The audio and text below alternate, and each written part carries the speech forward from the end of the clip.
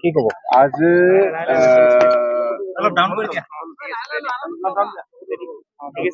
আজি আমাৰ শ্ৰী শ্ৰী জগন্নাথ মন্দিৰৰ যিটো ভূমি পূজন এইটো আমাৰ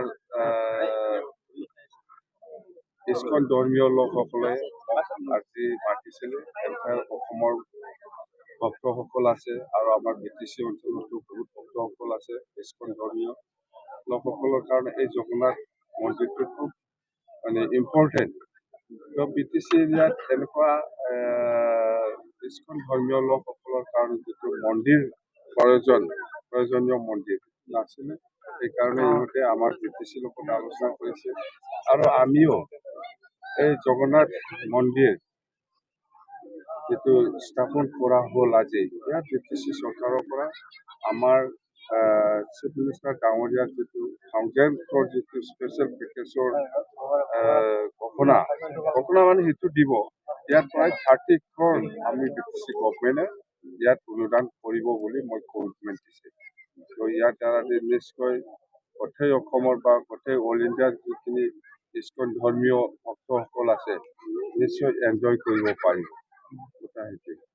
আৰু তো বাকী সেই যিটো ৰাস্তা দি মই আহিছোঁ, এইটো খুব বেয়া ৰাস্তা। এইটো মই আছাম মালাত 26-27 চনৰ যিটো BTC হিচাপে পাবলগীয়া যিটো আছাম মালা, এই প্ৰজেক্টত মই ধৰিম, ভাল বনাই দিব লাগিব ৰাস্তাটো। বাক্সাত এয়াৰপৰ্ট হ'বলৈ গৈ আছে।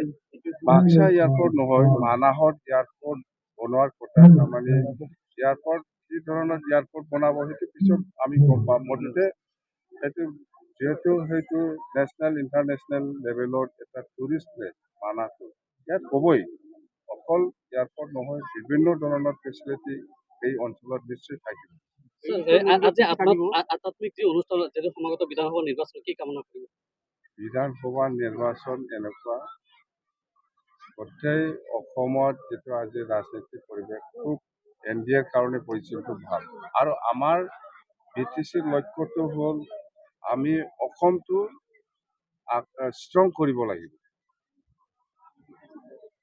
অসমটো ষ্ট্ৰং কৰিব লাগিব, তেতিয়াহে বড়োলেণ্ড উন্নতি হ'ব। আমি সেইটো জানো।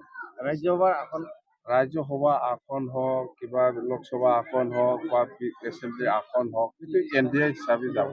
যিকেইখন আমি NDA হিচাপে পাৰ্টিচিপেট কৰিব, এই গোটেইকেইটা জিকি যাব।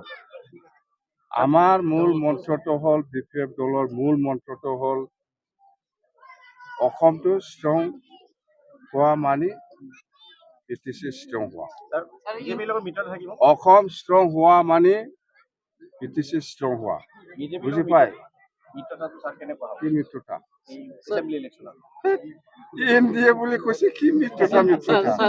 NDA তাৰমানে আমি কৈ আছো অসমটো ষ্ট্ৰং হ'ব লাগে। অসম ষ্ট্ৰং হোৱা মানে বড়োলেণ্ড ষ্ট্ৰং। বাছ।